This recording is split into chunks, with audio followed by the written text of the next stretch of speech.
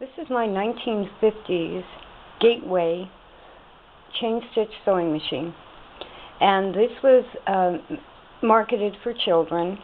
It is similar to the Singer Model 20, the Singer Model 40K. Those are both hand crank chain stitch machines. There's many other manufacturers. There's some really pretty ones made in Germany. There's the Betsy Ross.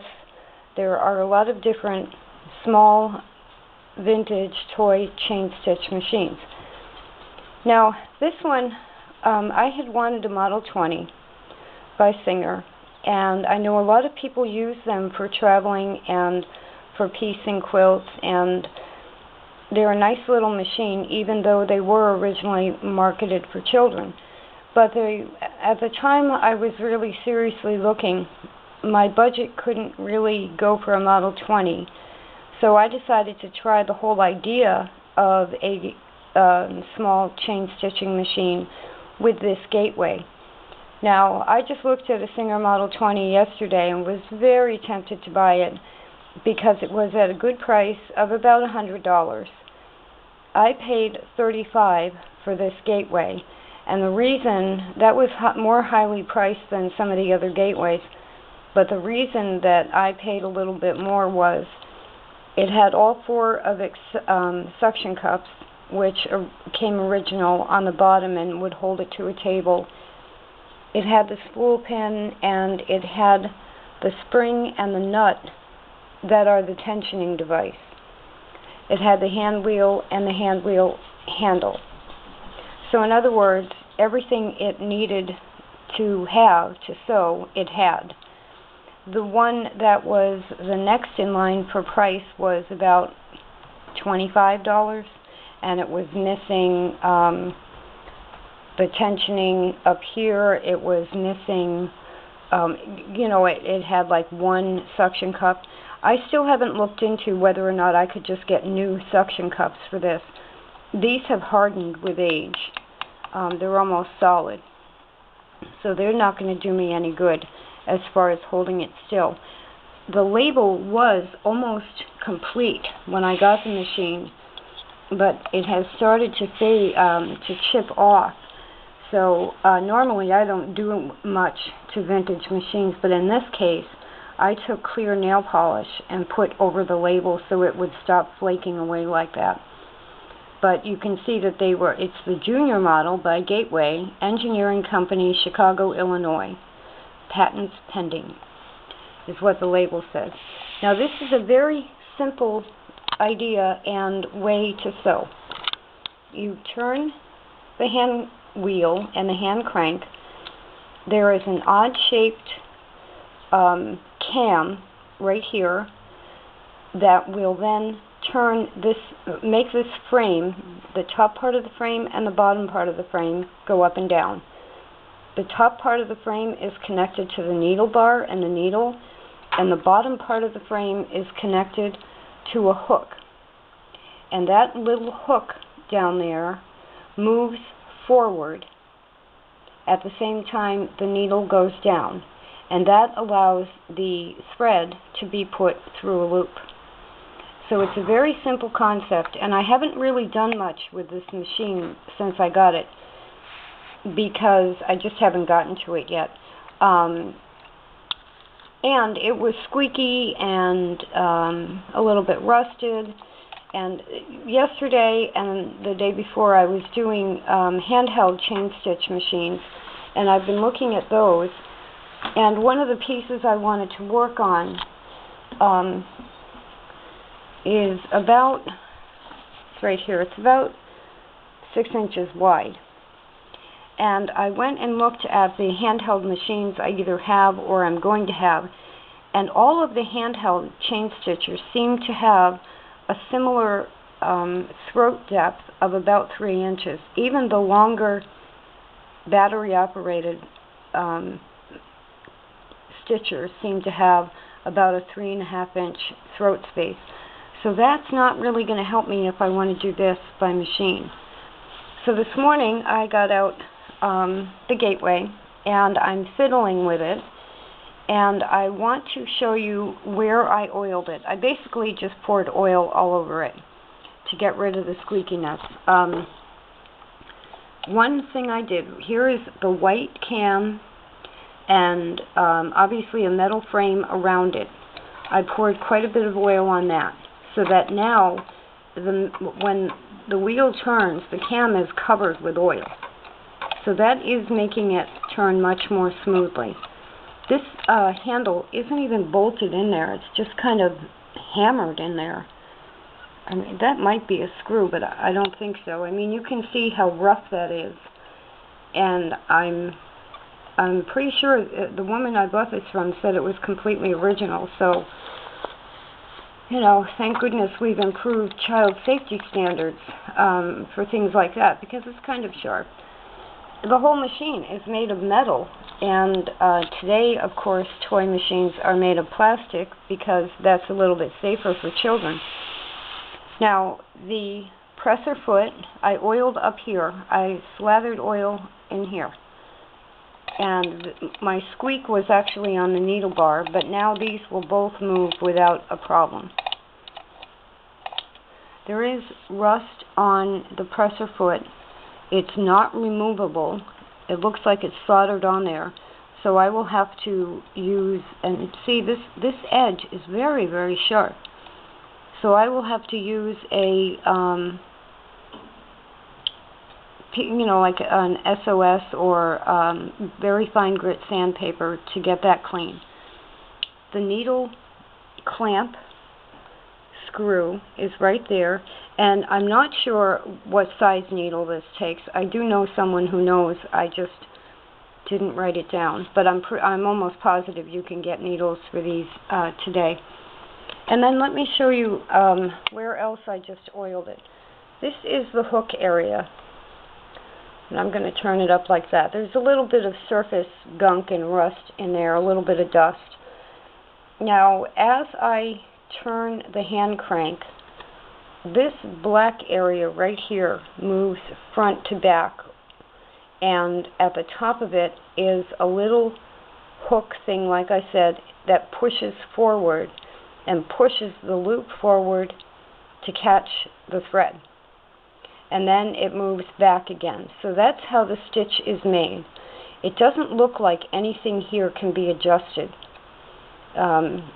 There's a little bit of surface rust on the screw there, but this is all covered with oil right now, and I'm going to let it sit in for a little while and just let the whole thing soak for a few minutes and then wipe it down.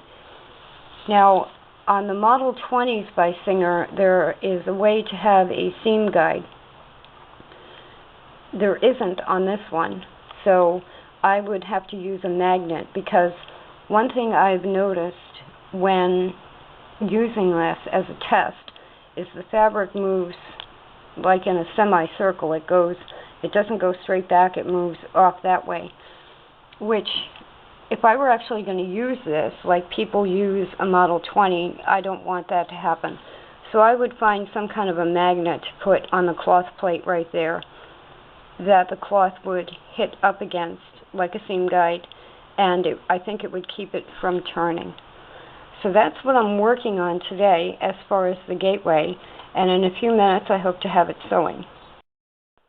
One other thing I want to mention in this video is these are 2 C-clamps, and what I'm going to do is, once I get this oiled, the machine oiled, I'm going to put it on the edge of the table. I'm going to put a piece of fabric square here and here, and I'm going to clamp the machine to the table at 2 ends. The Singer Model 20 comes with a clamp that sits in the middle of the machine and holds it steady. Obviously the suction cups aren't going to work, so I'm going to use 2 C-clamps like that to hold it to the table. And those are small. These are about, it says 2.5, but that's the opening amount. So they're about 3 inches long, and that should adapt for just about any table, no matter where I want to use this.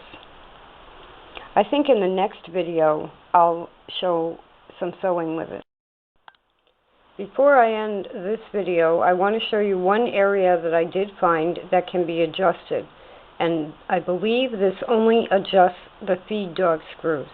The feed dogs. I'm sorry. Just under where you see my hand, just under the needle, is a plate that holds the feed dogs in place. And there is an adjustment screw, and if you can see, right now the screw is toward the front of the slot that it fits in, and a few minutes ago when I was speaking it was toward the back. So right now, this was sewing fine a couple of weeks ago, and now my loops are too big and loose. So the only thing I need to do is oil it, make sure the tension is correct on the thread, and now I'm going to be figuring out how, if that affects the size of the loop or the way the hook moves on the other side. And let me just show you, if I can get it to stand up, I can show you how it sews. I don't think I'm going to be able to do that. This is the feed dog plate, and those are the feed dogs right up here. So that plate, see how that moves back and forth? And I think the way that it interacts with the post that moves the hook may affect how the stitch is released, how fast the hook moves backwards. So that's what I'm going to be working on. And if I didn't mention it already, one other place that I had oiled this was along the top. I just took my oiling can and I went up here and I went above the bottom part of the frame too, just so everything is moving smoothly. Okay, I do have it sewing a good stitch now, and I'll show you that right here. A nice consistent stitch.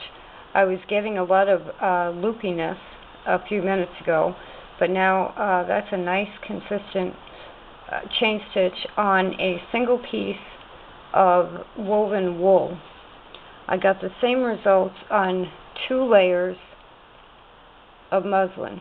This was my scrap piece that I kept sewing through, and you can see here were the loopy stitches I was getting, and then I got it to sew correctly, and this is 2 layers of muslin. And I want to show you, first of all, I changed the thread. Now I'm using Star Machine Quilting and Craft thread, fairly inexpensive, about $8 for 1,200 yards, and I buy it on a cone like that. And then what I do is place it on my own wooden spools. I hand wrap it onto spools for small machines or for hand sewing, and then for the full-size machines I use it off the cone. So I changed the thread.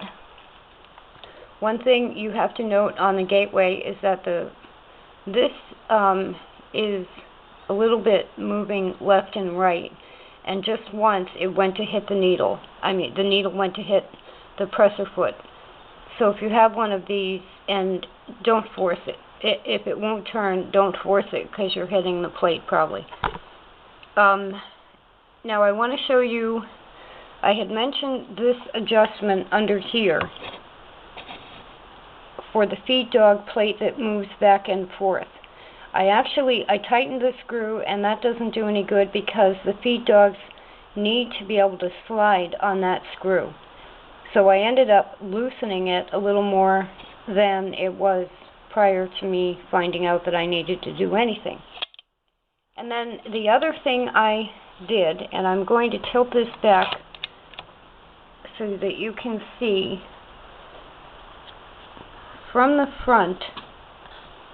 I have to get the light in the right position.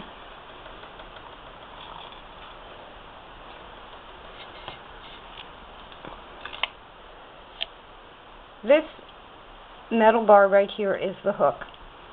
And when I was getting inconsistent stitches, this was not moving backwards to release the loop so the stitch could be made. I was ending up with 2 or 3 loops on that little arm there. And there's a screw right here that adjusts how tightly that sits against the frame. And I ended up tightening that screw a little bit because the hook was on the outside of the needle. And I don't think that's where it's supposed to be. So let me turn this over and let me get a second light maybe to put on this so you can see what I'm talking about.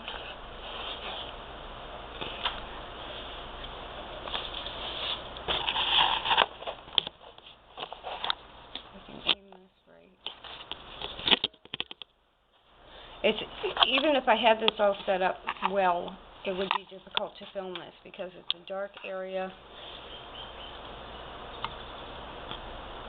The only vertical thing you see right there in that area is the hook that releases the loop. So if you kind of keep your eyes on that, I'll try to set this light over here so that it lights that up a little bit. And I'm just going to turn the hand crank. Now there's the needle in the down position, and you probably won't be able to tell, but the black hook arm is on the right of the needle. Then as the needle starts to go up again,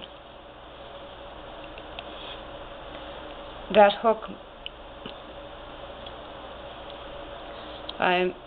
the needle is above the cloth plate,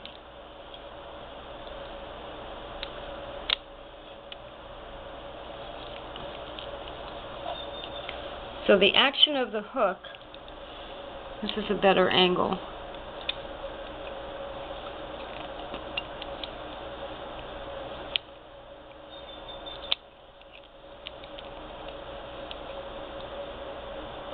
so there's the needle in the down position and the hook is all the way back.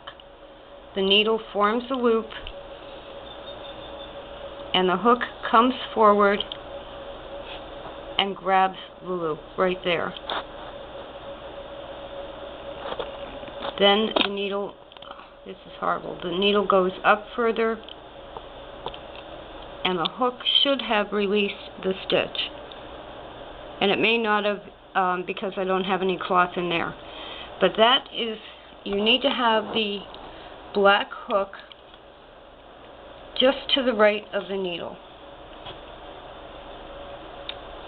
So those are the adjustments I made to get this to make stitches like I just showed you on this. Now, as you can see, this curved, so I still need to work on having it work straight. In other words, I started like this because the top you would see a straight stitch and the chain is on the bottom, and that's the way that the fabric moved. But once I get it clamped down, I'll be able to guide the fabric with one hand and it'll be easier. So those are the actions and the changes I've made on the gateway, and I will wait until the next video to actually just sew something with it.